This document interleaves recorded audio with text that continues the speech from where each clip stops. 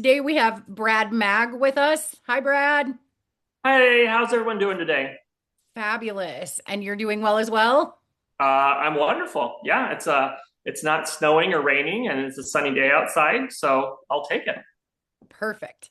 Tell us what district you're running in and, well, what position, what district. Tell us about the area you're from, all of the things. Yeah, so I'm Brad Magg. I am from Colfax, and I'm running for House District 38. So uh, currently, John Dunwell is our representative from District 38, serving in the Iowa House of Representatives. And so, full disclosure, I ran against him last time, did not have success, but I was still inspired enough that I decided I'd do it again. So, but he just announced this week actually that he is not going to seek reelection. Oh, So, no. which which surprised me. I did not think it's definitely not going to be easy. I know that I won't be unopposed, but it's going to be a curveball, good or bad. I haven't quite figured that out yet. That's fair. I mean, it's an But open race. At that point, it's an open race, so everybody has an advantage there. Yeah. sure, yes. And so, and I've lived in the district all my life, and so we're just basically District 38 is most of Jasper County, which is the first county east of Des Moines, east of Polk County. So all the communities, it's Jasper County minus Prairie City and Monroe. So Colfax, Newton, Baxter, Linville, Sully, Reasoner, those communities make up the district. So yeah, so it's going to be interesting to see. I know a lot of people. I've been involved all my life, so it's going to be. I'm hoping it's not someone that I thought was a dear friend, but we'll find out because it's just going to be what it is. Oh, buckle up. That's the joys of politics. Isn't that the truth? So what inspired you to run last time Well, or this time? so last time, so I start a little bit about me. I started my first business when I was 14. My dad had a lot of struggles in life. My mom worked 3 or 4 jobs to keep everything going, and I knew if I wanted something, I had to make it for myself. So I started a catering business because I'm not a huge. My brother had a mowing business, so that market was cornered, and I loved food and baking and that kind of stuff. So uh, started a catering business when I was 14. Well, actually, before that, I was baking cookies and pies and stuff, selling them like third or fourth grade. Started catering weddings and events in middle school. My parents were very supportive, but it was definitely my idea and undertaking. So I was involved in the Chamber of Commerce in my hometown in high school. And then when I was 20, I got involved getting our community named as a Main Street Iowa community when I was in my early 20s. And then I ran for the Colfax City Council when I was like 21 or 22. So I just got reelected to my 5th term on the city council in Colfax. Uh, and normally in a small town, it's pretty not exciting. No one really wants to serve in those positions, but I actually have been opposed 3 of the 5 times. So, yeah, and so it was, I mean, and most of them were serious candidates. So it was a big honor to get elected at a young age against, an adult that was established in the community as well. So, but after that, I went on to, my catering business is full time. I went to culinary arts school at DMAC in Ankeny, and then I thought it'd be fun to buy a little ice cream shop in the neighboring town of Prairie City, and that then I decided to serve a couple sandwiches. That got out of hand, and so Goldie's Ice Cream Shop is my day job, and that that is kind of because of the support I've had from my community from, I mean, who in the heck hires a 14-year-old kid to cater their wedding? But 5 people did. And so I've been big on I need to give back. The community supports me. I want to support them. In high school, when I graduated, my classmates couldn't wait to leave town to get out of Colfax or get out of Iowa. And I kept trying to explain to them, you don't realize how good we have it here. So now that we're in our late 30s, they have all started moving back to town and trying to find a place to live or a place to build a house. And I keep saying, well, if you would have bought here in your 20s, it'd been a lot cheaper, but okay. so that's part of why I've just been involved, and why I like to be involved. I, 20-year-old Brad was very ambitious and had big plans and dreams. Then 30s, like in my 30s, I realized that, you know what, I'm good doing what I'm doing. I don't want to do anymore. And then we're in the political climate we're in, and the Iowa I know and love started disappearing very quickly. And some state leaders reached out to me last time, late in the process, and said, "Hey, you should run." I said, "No, I'm not." And my mom has always been my biggest critic, biggest supporter and critic. Whenever I wanted to start a business, she always told me it was a terrible idea. Don't do that. Go get a job with benefits and a pension and all that. And I never listened to her, but looking back, or in the process of all of it, I kept thinking, boy, she was right. It would have been a lot easier to just get a day job. But so I never took her advice. And when they approached me, I'm like, no, I can't do this. I don't have time, blah, blah, blah. When I told my mom, she goes, well, somebody needs to do something. I was like, oh, you're actually suggesting I run for this? And she's like, yeah, I think you should. So for the first time ever, I listened to my mom, and I think she's regretting that now. But yeah, so I was a little late in the cycle last time. I had I have friends that have been in campaigns and done stuff, and so, but it was definitely more of a process than I had estimated. So getting the infrastructure built up, all that kind of stuff, just took a lot of time and energy, with not a lot of time to do that. So I wasn't successful, but I thought that, well, I'll go ahead and pursue this again. I've got everything in place, and nobody else is wanting to step up and do it in my community. So I am happy to fight the fight, because I'm a big believer we all have to do our part. So, Okay. forgive me. I did take my ADHD medication this morning, but I do get off track. So hopefully that question kind of halfway. Yeah, you're safe. I am also same. I am a talker, so you don't ever have to worry about that. Do you have a primary opponent?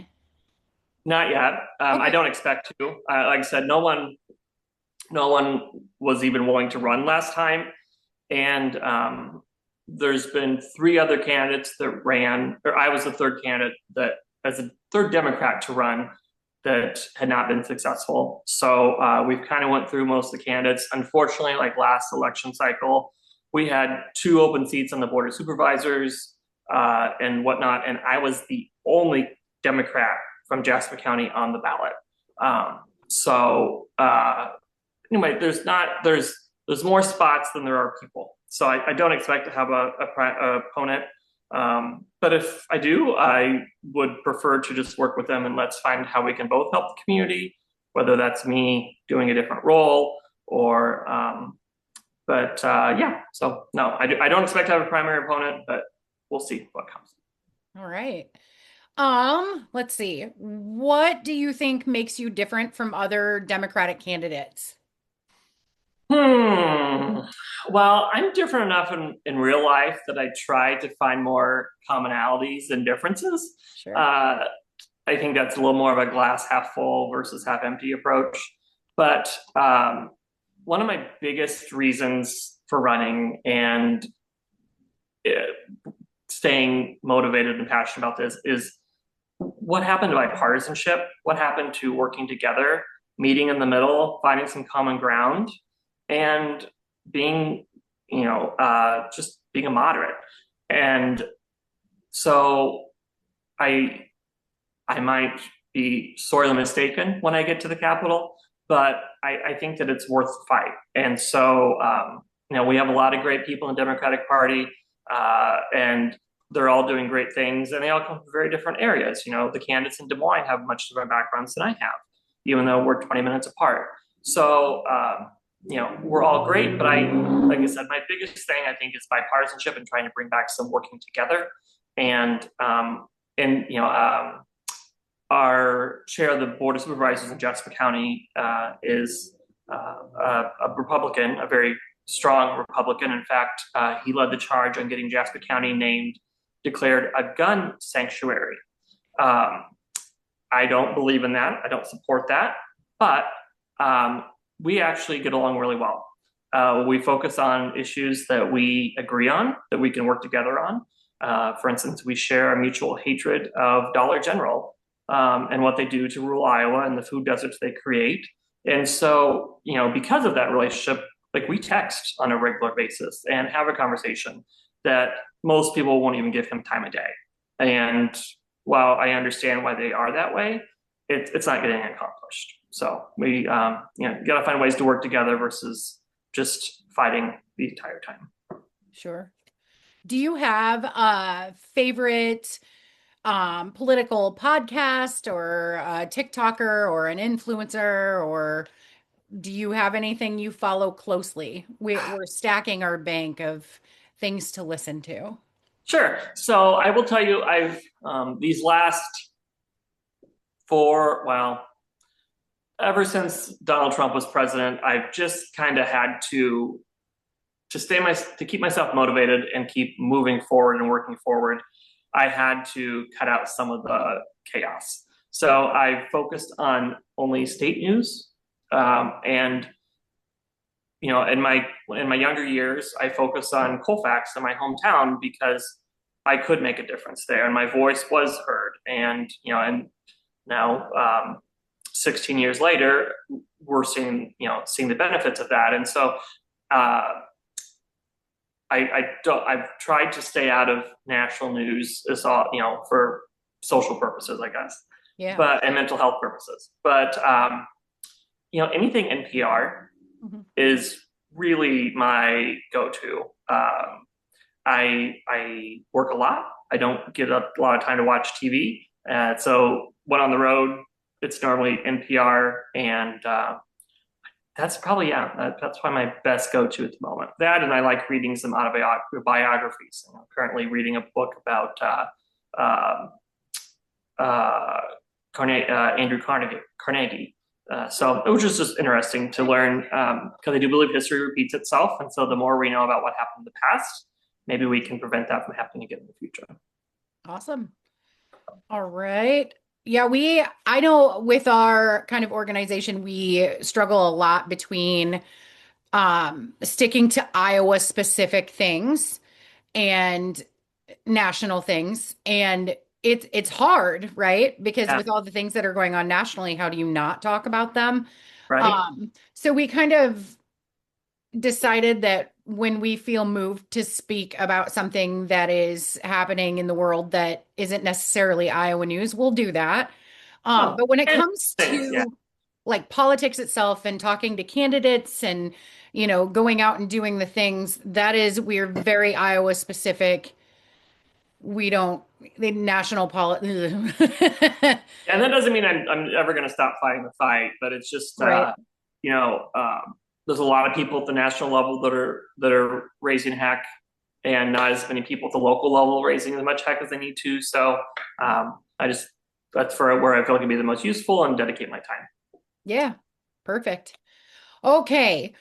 Do you plan to take corporate PAC money? This is a question that we hear a lot out in kind of the wild, and we ask this of everybody, and I always kind of give an explanation because a lot of people, you're not new to politics, so you know the difference between corporate PAC money and advocacy PAC money. But some people don't. So we were talking specifically about corporate PAC money, Walmart, Exxon, things like that.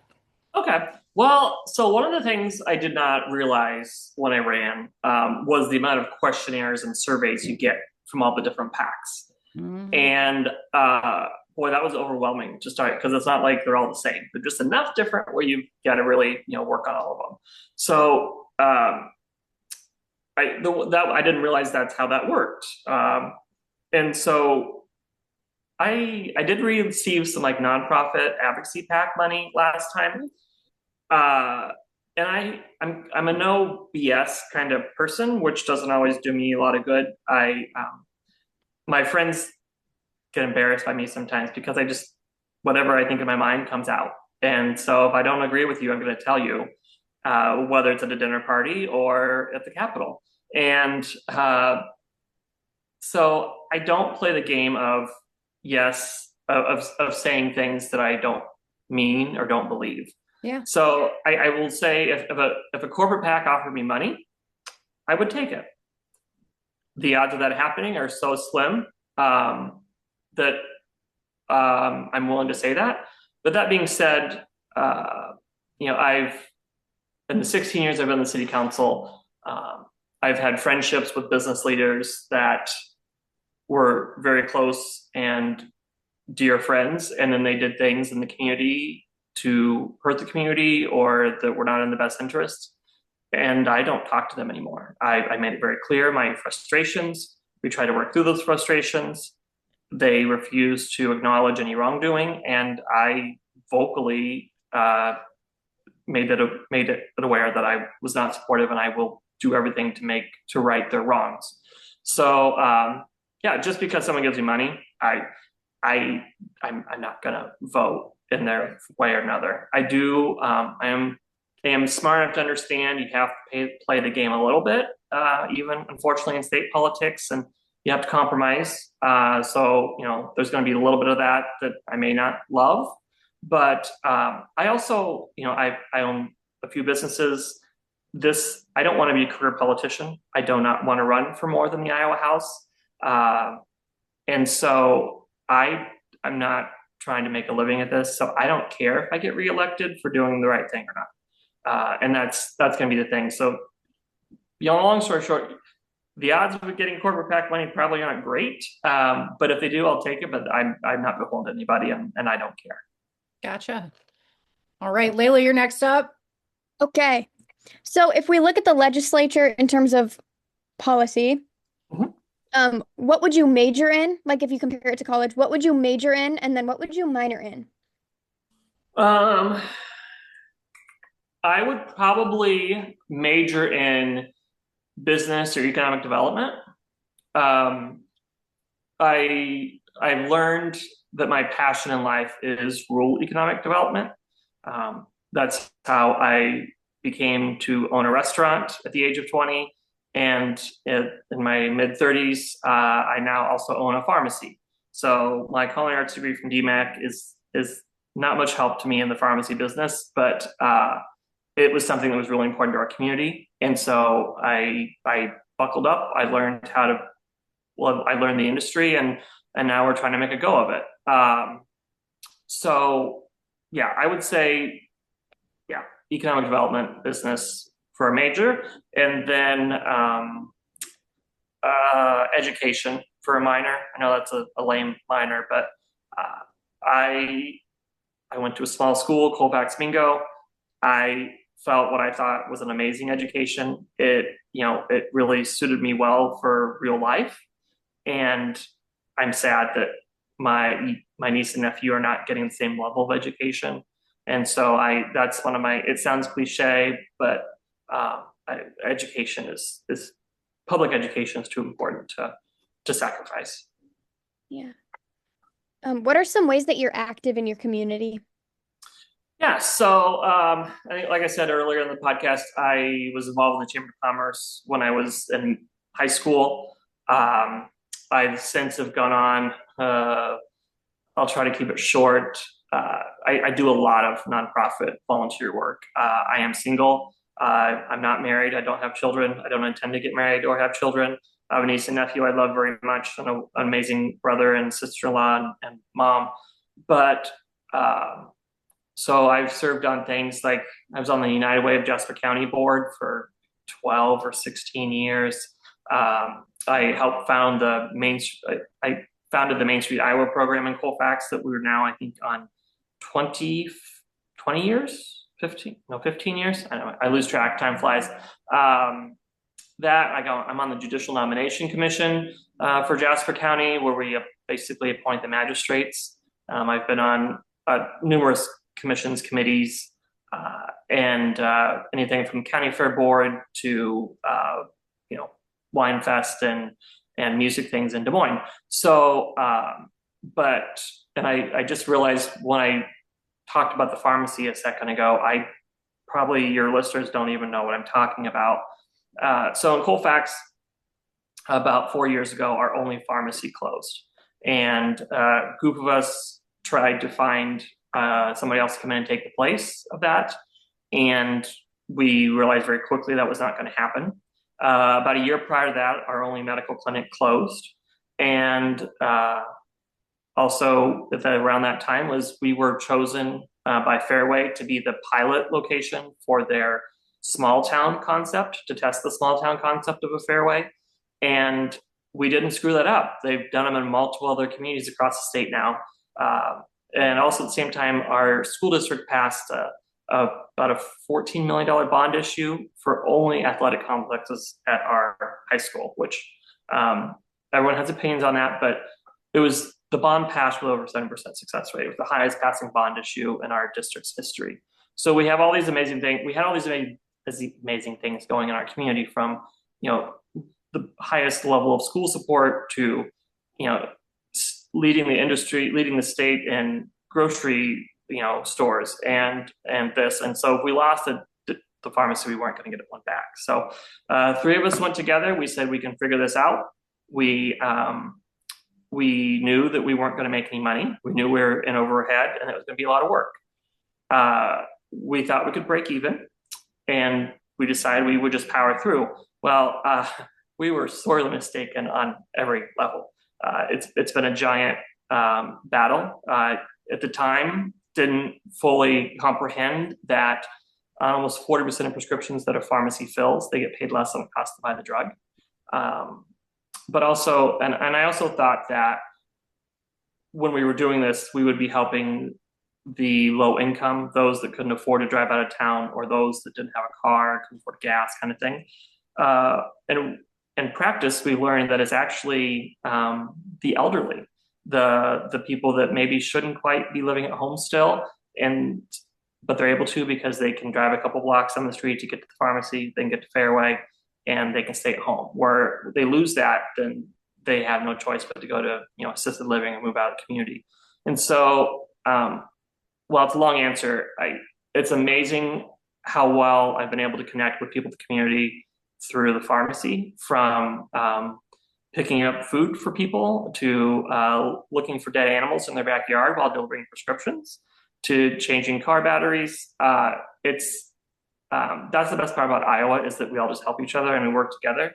So while I do have a lot of community involvement, just on the local level, the independent level, it's different things, just always being there to help when someone needs help. Yeah. What would you say your top priorities are? And they can't be healthcare, water quality, or education. Well, that takes all the good ones out. Like I said earlier, bipartisanship, that's something I'm passionate about.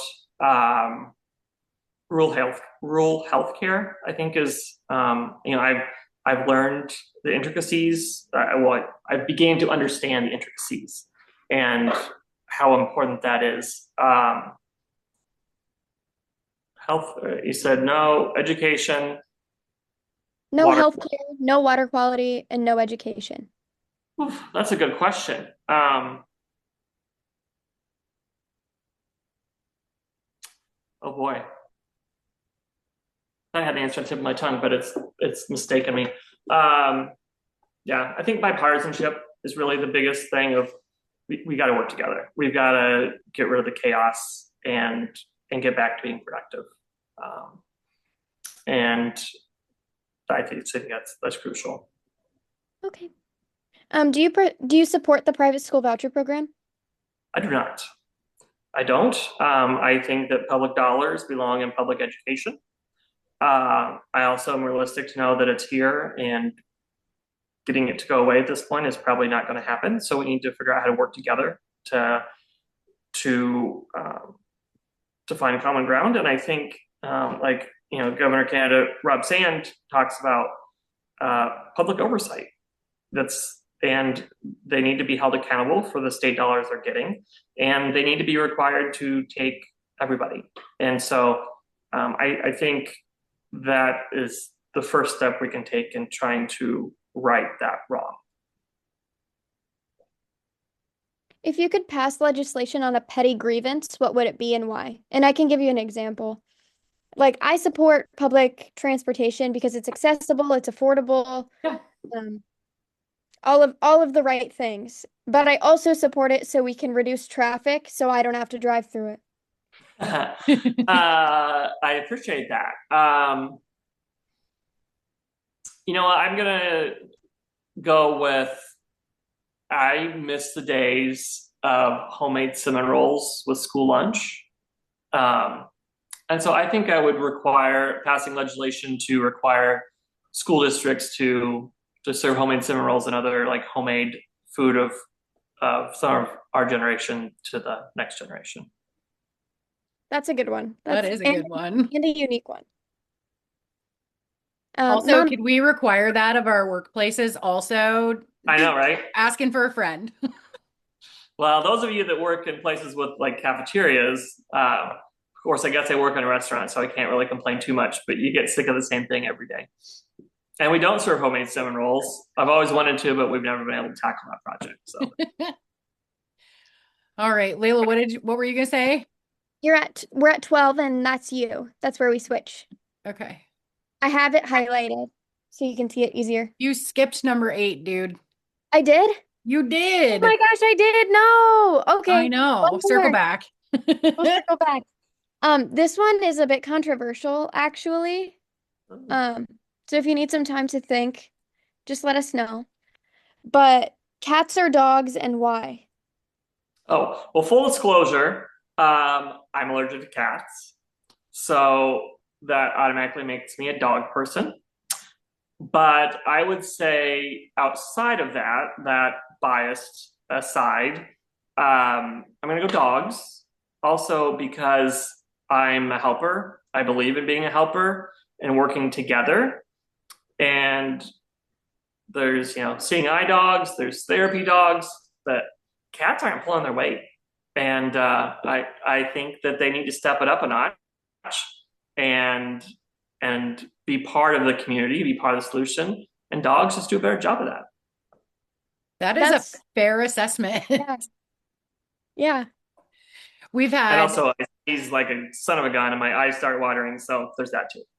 yeah, that doesn't help. I think we've had quite a few cats, a handful of dogs for answers, and then one, neither I like tropical fish. Oh, okay. Well, So, we're not in a tropical climate, but right. I I support. also, I'm too poor to have like a big fancy tropical fish tank in my house. No, I think they travel and he scuba dives and stuff. Um, and I thought it was a pretty cool answer, but also not feasible for me. Yeah. Is it bad that I'm better answering silly questions like cats or dogs versus like hardcore political like questions? Is that a No, everybody's better at answering the fun questions. That's totally normal. I think if roles were reversed and I was on the other end, I'd be like, can we just stick to the cats and dogs questions maybe? Okay, where were we? 12. Okay. What would you consider valid experience for someone running for Iowa House? Yeah, so this is something I get frustrated with even at the local level. While we often don't have enough candidates for the local city council or school boards, uh, I do get annoyed when people run and have never been to a meeting. In my time, I've experienced mayors that had never been to a council meeting before and they got elected mayor.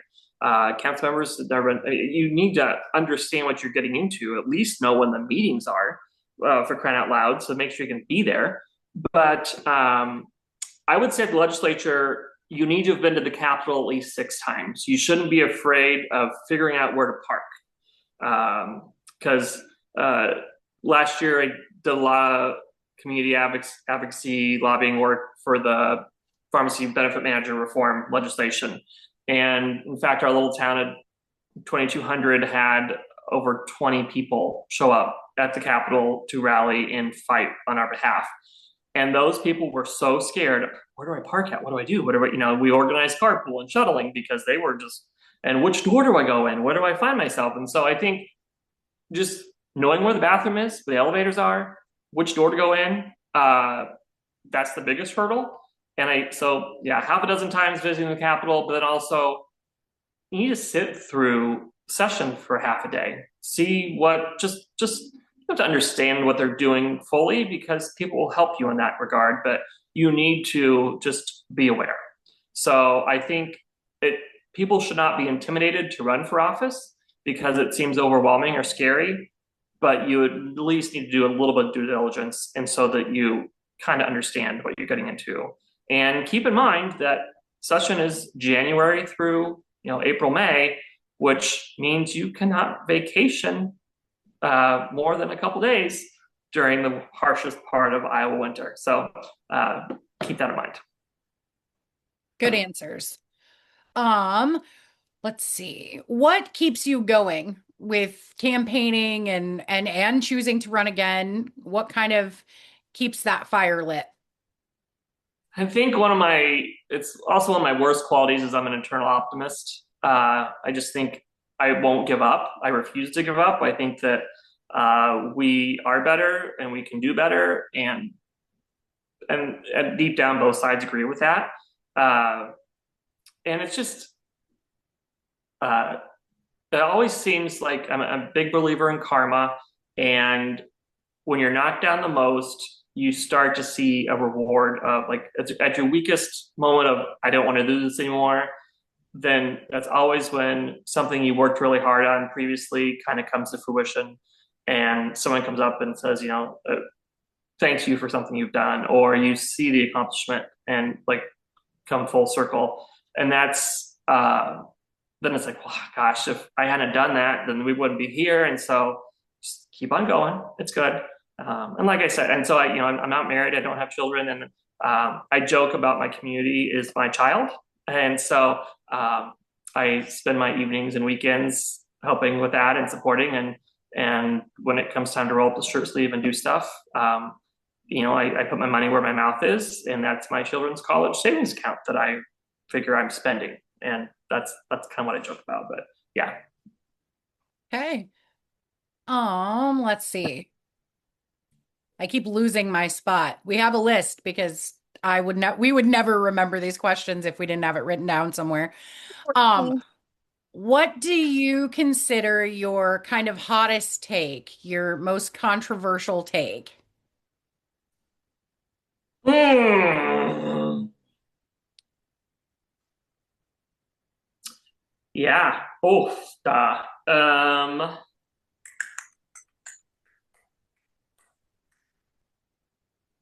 You really want to circle back to that cats and dogs question, don't you? yep. I like, oh, let's go for that one again. Uh, so help me understand hottest take of like strongest opinion kind of Yeah. Yeah. uh, Not controversial, like it's going to get you tarred and feathered or something. No. uh, I'm gonna go. Can I use the bipartisan topic again? You can use Uh, whatever you want. I think I just I don't mean to beat a dead horse, but people aren't taking it serious enough. That we've got to put our differences aside. We have to work together, um, and it shouldn't be all one side or another. There's checks and balances for a reason on both sides. That we need to work together again, and that's just it's it's really far overdue. All right. So the next one is just as difficult. What is your wokest take? Oh lordy. Now I really am wishing I would have like studied up and prepped this. Like I said, I like to be off the cuff and I like to show the true me. Yeah. So sometimes it bites me, and like in this case, Wolke's take, boy.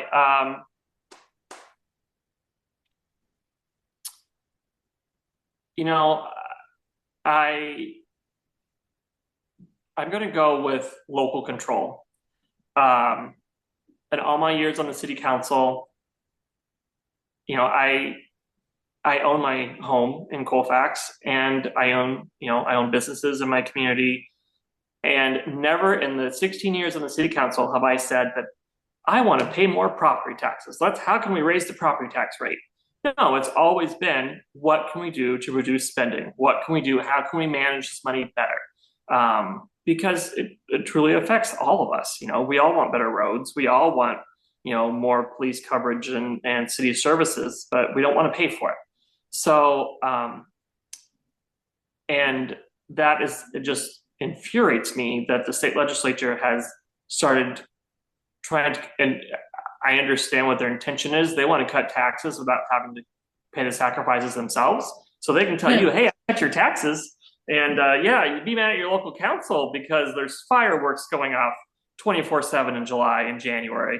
And oh yeah, you don't have any police or schools. Well, that's your local problem, not we didn't do that. Well, yeah, you did. You like for example, Newton years ago passed a bond issue for a library levy. They built a brand new library. It was gorgeous. And they've had a beautiful library ever since. Well, with the property tax reform bill, they can no longer implement that library levy. So now the community has something that they wanted and supported that they aren't able to support in that way anymore. And it's just Wanted, supported, and paid for. exactly. And so, I let the community do what is best for it and what it wants. And I don't think somebody from out of town should be telling people how to live, how to do their thing. And, the local school board knows what's going on in their district far better than somebody at the state house that hasn't been in a classroom for 20 years. Right. So, Yeah, definitely. I would say overreach is a problem on all levels of government right now. There's a mhm, lot of federal overreach into the states, and there's a lot of state overreach into the counties and yeah. cities. And it is very much turning into why are you the one that knows best about everything here? And So it's fun. It used to be, the Democrats were the overreachers and the Republicans were the yeah, ones that were fought. And now it's reversed. And it yeah, also makes me feel old, because uh, we're living through a time where like we're, obviously we're making history, but we're part of history, and we're like, oh, back in the day, Abraham Lincoln was a Republican kind of thing. right. Like, oof, gosh, we're going to be old here before you know it. But I'm already there. It's fine. All I'm right. still denial. So that's okay. I practice denial regularly when it comes to how old I feel, at least. What is something you've learned about yourself from campaigning? Hmm. Um, I learned that I need to be better about saying no. Um, I can't save the entire world. Gonna make you wonder I why have you to even focus try. on what I need to do Gonna take you down with and the laugh when resources that I you have cry. for the things And I that still most don't know effective. how I even Um, survive. for instance, and like I mean, I've always understood that the criminal justice system is an issue in America, and I think there's far better ways to do things that could be more cost effective, more productive for everybody involved. But I didn't really realize how bad it was until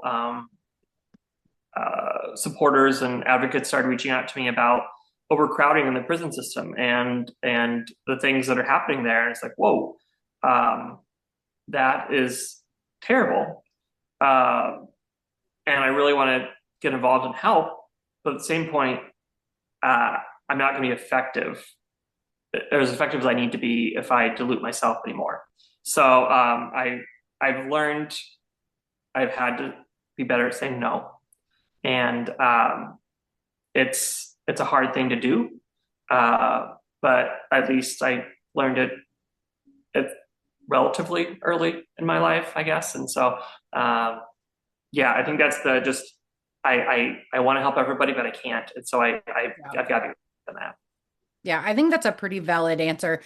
I think in this lane of things, whether you're state level or city or, federal, politics, everything is on fire all the time. Everything is on fire all the time.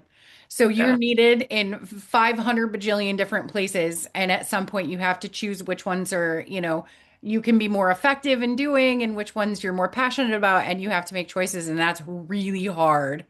That's an Uh, understatement. Yes. yeah, I definitely get that.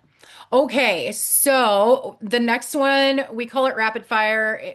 It's we call it rapid fire because it's just yes or no. Are you pro-choice? Yes. Are you Uh, pro? I know it's a single answer, No, but you're fine. have to kick in.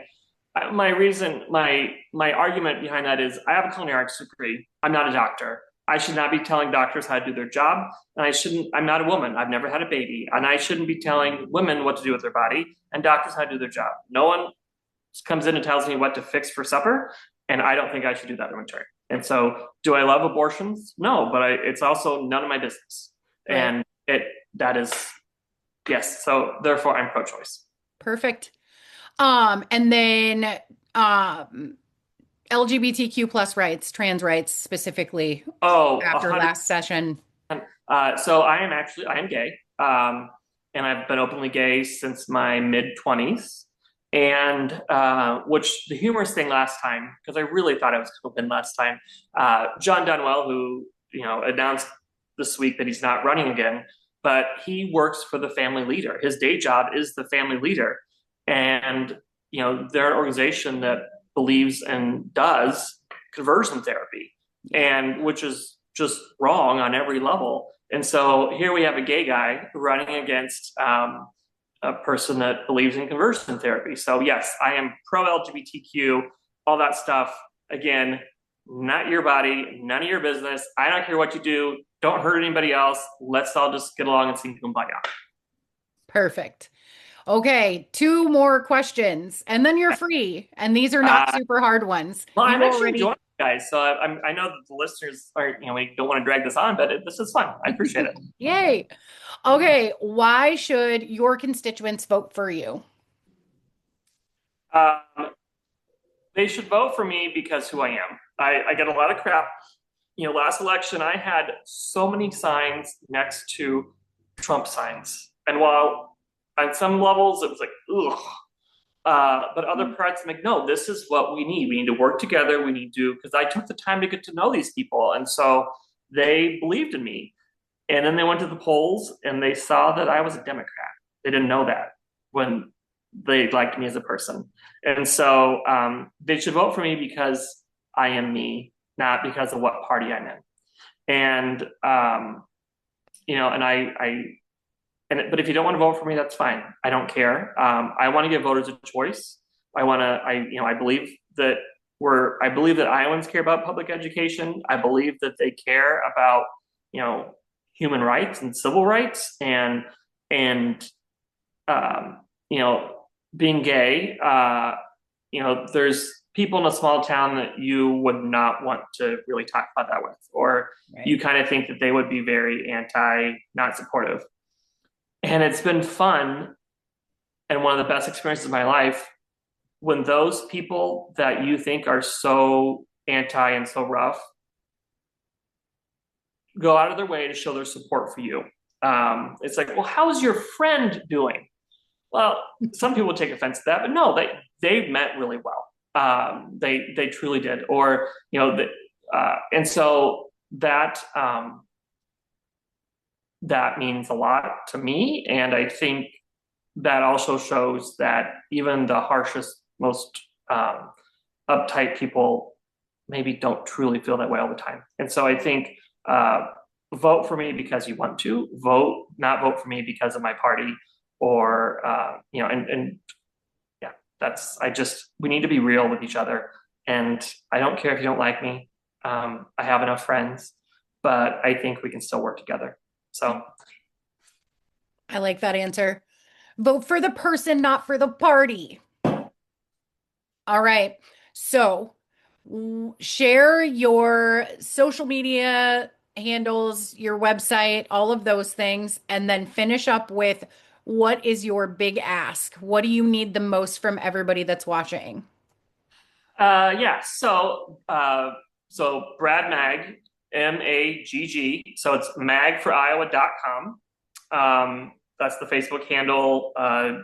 Just Mag for Iowa. Luckily, Mag is not a common name, so Mag pretty much get you to wherever you need to be in Iowa here for me. And my biggest ask, I will say, is just do the right thing.